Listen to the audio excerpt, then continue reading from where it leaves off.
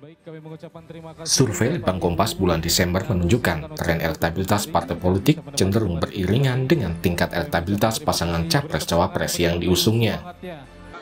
Di bulan Desember, hampir semua parpol pengusung Prabowo Gibran mengalami tren kenaikan suara.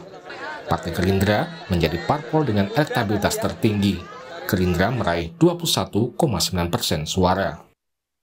Partai Golkar berada di posisi ketiga dengan raihan suara 8%. Begitu pula dengan PAN yang naik tipis di angka 4,2%. Hanya Partai Demokrat yang suaranya turun dari 7% menjadi 4,5%. Sementara elektabilitas parpol pendukung Ganjar Mahfud di survei bulan Desember ada yang mengalami penurunan. PDIP yang sebelumnya berada di posisi teratas tergeser ke peringkat 2 dengan raihan 18,3% suara. Sementara P3 hanya naik kurang dari 1%. Sedangkan partai politik pendukung Anies Muhaimin juga mengalami penurunan suara di bulan Desember ini. PKB turun tipis di angka 7,4%. Nasdem dan PKS juga mengalami penurunan suara jika dibanding survei bulan Agustus lalu. Nasdem meraih 4,9% suara, sedangkan PKS di angka 4,5%. Faktor kalau kita bicara kenaikan Gerindra ini tentu saat ini pemilih itu sudah mulai melihat pilihan partai ini berdasarkan konsolidasi dari koalisi ataupun capres-cawapres yang diusungnya. Kita lihat bahwa di koalisi Paslon 02, Prabowo Gibran ini, sebagian besar partainya ini memang mengalami efek ekor jas. Sementara itu, untuk PDI justru kenapa menurun, ini juga karena lagi-lagi faktor kita bisa bilang capres dan cawapres yang diusungnya. Penurunan dari partai-partai di koalisi Ganjar dan Mahfud MD ini cukup besar dibandingkan partai-partai di koalisi lainnya. Wakil Ketua Umum Partai Gerindra Budi Satrio Jiwandono mengapresiasi kinerja kader yang telah berkontribusi meningkatkan elektabilitas partai. Namun ia mengingatkan kader terus bekerja keras karena pemungutan suara masih lama. Bahwa survei itu menggambarkan sebuah posisi di suatu saat survei itu dilaksanakan. Dan kita tahu bersama bahwa masih ada sekitar 60 hari lagi sebelum tanggal 14 Februari. Untuk itu tetap sesuai dengan pesan Ketua Umum kami, Pak Prabowo, kita tidak boleh lengah, kita tidak boleh jumawa, kita tidak boleh sombong, kita terus justru menggunakan angka-angka yang patut kita apresiasi ini sebagai semangat untuk terus bekerja keras sampai 14 Februari. Sementara Sekjen PDIP Hasto Kristianto optimistis suara PDIP akan naik lagi karena masih banyak undecided voter. Ya sebentar nanti juga berubah. Apakah karena ada unspoken-nya? Intimidasi lagi mas, intimidasi lagi mas. Mas, intimidasi itu di mana? Hal senada disampaikan Wakil Ketua Umum PKB Jazilul Fawait. Jazilul bahkan optimistis suara PKB nanti akan bisa menyalip Golkar di posisi ketiga. Saya yakin PKB akan melampaui suaranya Partai Golkar. Karena apa? Karena memang PKB atau semangat kader-kader PKB ketika Caimin atau Gus Muhaimin masuk di kertas suara Pilpres makin menambah semangat sekaligus optimisme dan kerja dari para calon anggota legislatif PKB. Pemungutan suara pemilu 2024 akan digelar pada 14 Februari mendatang. Masih ada waktu sekitar 2 bulan bagi parpol untuk mengenalkan program sekaligus menaikkan elektabilitas. Tim Liputan, Kompas TV. Saudara, survei Litbang Kompas, elektabilitas parpol cenderung beriringan dengan elektabilitas capres-cawapres yang diusungnya. Kita analisis lebih dalam bersama peneliti Litbang Kompas Mega Hendarto dan peneliti politik BRIN Firman Nur. Pak Firman dan Mas Mega, selamat malam. Selamat malam, Mbak. Saya ke Mas Mega dulu. Mas Mega, jadi kalau Litbang Kompas seberapa besar efek ekor jas atau kotel efek capres-cawapres ini terhadap elektabilitas parpol pengusung ya? Benarkah ini yang kemudian membuat Gerindra naik karena di survei sebelumnya elektabilitas Pak Prabowo juga naik? Oke, kalau kita bicara bagaimana partai saat ini ketika survei dilakukan pada tanggal 29 November sampai 4 Desember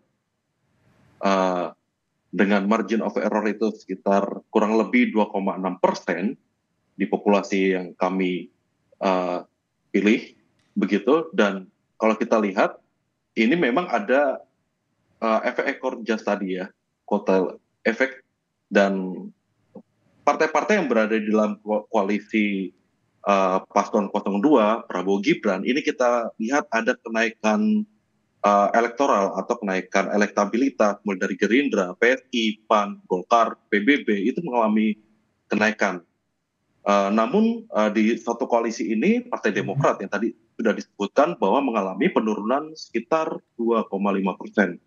Nah ini cukup berbeda ketika misalnya kita lihat di koalisi lain seperti di koalisi paslon 03 Pak Ganjar dan Mahfud ini justru kan yang paling terdampak ini adalah PDIP yang turun sampai 6,1% dan Perindo juga turun sedikit 1,7%. Dan sebentar kalau di koalisi 01 Pak Anies dan Muhaimin Iskandar kita lihat yang mengalami kenaikan ini Partai Umat dan justru partai-partai besar seperti PKB ini justru mengalami penurunan.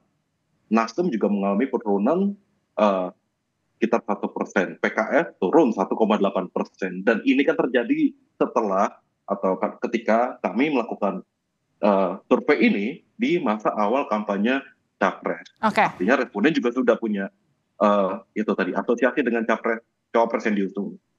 Oke, saya ke Mas Firman. Mas Firman, kalau melihat apa yang dihasilkan survei Litbang Kompas, fenomena apa yang terjadi? Kenapa kemudian bagi Gerindra yang punya Pak Prabowo elektabilitasnya ikut naik, tapi kemudian PDIP yang juga punya sama-sama kader, ada Ganjar di sana, tapi justru elektabilitasnya turun? Iya, kalau Pak Prabowo kan memang sudah dikenal sejak beberapa tahun yang lalu. Dan saat ini saya kira ada satu tambahan lagi dari pendukung Pak Jokowi saya kira ya di sana.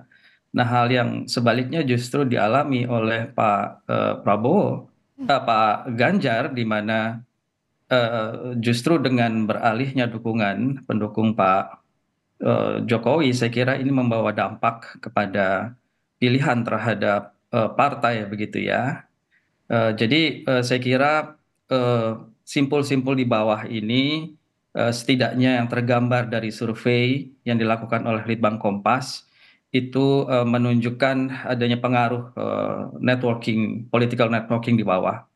Tapi di sisi lain juga perlu disadari bahwa perangkat partai belum maksimal untuk betul-betul bekerja ke bawah ya, di bawah gitu. Jadi kita tunggu saja apa yang akan terjadi dalam beberapa bulan ke depan. Dan saya kira ini pertarungannya akan semakin sengit di menjelang hari H pencoblosan. Dan saya kira nanti hasil akhirnya akan kita lihat pada hari H pencoblosan itu gitu. Tapi intinya adalah saya kira mulai saat ini saya kira semua mesin partai dan relawan itu sudah mulai akan semakin dikerahkan dan tentu saja punya efek dalam konstelasi politik kita di bulan-bulan ke depan begitu. Mas Firman, kalau kita lihat kan dari tim parpol pendukung dari Prabowo Subianto kan semuanya menurut Mas Mega tadi juga mengalami kenaikan ya Mas Mega, betul ya? Tapi hanya Demokrat yang kemudian justru mengalami penurunan. Apakah kemudian ini faktor karena Demokrat itu adalah parpol terakhir yang mengusung Prabowo Subianto atau seperti apa? Iya, khusus Demokrat bisa dipahami karena secara internal dan setidaknya akar rumput Demokrat kan memang pada awalnya justru adalah mereka yang sangat menginginkan adanya perubahan, begitu ya. Jadi pendukung-pendukung Demokrat pada awalnya adalah mereka yang sangat beringinan ya, eager untuk melakukan perubahan begitu. Hanya saja di dalam perjalanannya tiba-tiba elit partai merubah arah dukungan yang saya kira ini berdampak karena mungkin bagi sebagian pendukung Demokrat belum siap untuk menerima perubahan itu, sehingga kemudian dia mengalihkan pilihannya. Namun yang menarik adalah sebetulnya situasi yang sama juga to some extent terjadi di P3 dalam pengertian basis B3 itu sebetulnya punya tendensi bukan pada Ganjar tapi pada Amin, ya khususnya karena juga ada pendukung P3 yang latar belakangnya NU, Oke. begitu dan juga Anies dikenal sebagai tokoh yang juga dekat dengan kalangan Islam. Nah, tapi uniknya di dalam Litbang Kompas ini tanpa satu satu ikatan atau values yang standar P3 ini justru malah naik begitu. Baik. Ini yang saya kira sangat menarik. Saya ke Mas Mega. Mas Mega, bagaimana dengan PSI? Apakah kemudian dengan masuknya Kaisang sebagai ketumnya, kemudian ada endorsement seolah-olah dari Pak Jokowi, begitu itu juga ikut menaikkan elektabilitas PSI dalam survei Litbang? Oke, ya khusus PSI ini memang menarik ya untuk kita bahas karena sepanjang survei kami PSI ini angkanya selalu 0, atau di bawah 1%. Tapi untuk survei di Desember kali ini PSI naik 1,8% menjadi 2,6. Dan kalau ditanya apakah ini efek dari masuknya Kaisang atau diangkatnya Kaisang menjadi ketua umum PSI, maka ini bisa dikatakan ya ada benarnya karena asosiasi para pemilih PSI ini masih mendapatkan efek dari Presiden Joko Widodo. Dan kalau kita lihat mereka yang dulunya memilih di 2019 itu memilih PDI, ini mulai pelan-pelan ini sudah memilih PSI dan itu angkanya sekitar 30-an% jika kita bandingkan dengan 2019 lalu. Maka kalau dikatakan apakah ini ada efek mungkin endorsement atau efek Jokowi effect begitu, ya ini bisa dikatakan demikian. Apalagi juga PSI kan masuk ke Jawa Tengah begitu. Dan di sana mulai kampanye di sana. Artinya khusus PSI ini bukan kotel efeknya Prabowo Gibran, tapi kotel efeknya Pak Jokowi karena di situ ada Kaisang juga sebagai ketua umum dan juga di mana-mana spanduk-spanduk PSI ada mukanya Pak Jokowi begitu kira-kira. Iya begitu, tapi kita tidak bisa melupakan faktor pemilih muda ya atau generasi Z ya, yang saat ini generasi Z dan milenial muda ini kan yang cukup mendominasi sampai 60-an% dari pemilih kita di pemilu besok. Dan ini kan generasi Z ini cukup banyak mengumpul di koalisi dari 02. Ya. Dan ini pemilih Gerindra, pemilih PSI ini salah satu banyaknya itu di generasi Z. Mas Mega, ada 17,3% yang masih belum menentukan pilihan. Kenapa bisa sebanyak itu? Apa yang mereka tunggu? Oke, kalau dari potret kami kurang lebih ada dua simpulan besar yang tidak kesimpulan baik untuk pemilihan capres cawapres maupun untuk partai politik. Yang pertama itu para pemilih Jokowi di 2019 lalu ini masuk ke golongan undecided voters. Artinya mereka ini mengalami kenaikan dari Agustus itu sekitar 6-10%. Kenapa mereka masuk ke kelompok pemilih mengambang? Karena mereka sendiri juga bingung begitu kan. Ini Jokowi dulunya sepertinya diasosiasikan dengan PDIP, lalu juga dengan Pak Ganjar, tapi sekarang kelihatan arahnya mulai ke Pak Prabowo. Nah ini mereka yang masih bingung ini masuk ke sana. Dan yang kedua adalah tingkat apatisme yang ternyata kami lihat ada peningkatan dari Agustus 15 sampai sekarang 20-an%. Mas Firman, saya ke Mas Firman ya. Mas Firman, meyakinkan 17% lebih dari hasil survei Litbang Kompas para pemilih yang masih belum menentukan pilihan untuk kemudian menggunakan hak suaranya nanti di pemilu. Seperti apa yang harus dilakukan para elit politik kita? Untuk partainya ya? Betul.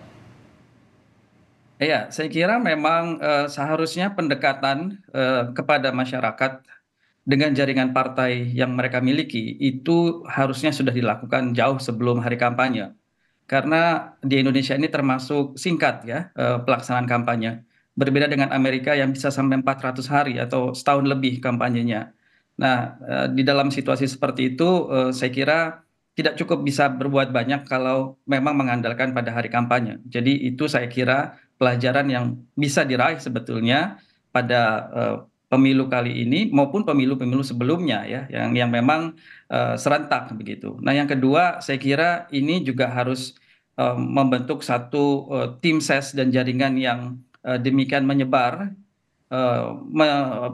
dan juga memang membawa pesan-pesan yang down to earth, yang sesuai dengan kebutuhan di masing-masing dapil, yang memang harus mendapatkan perhatian dari masyarakat, karena awalnya itu harus mendapat perhatian, ada kecocokan frekuensi atau bahasa antara kebutuhan rakyat dan kemudian apa yang dijanjikan oleh partai-partai.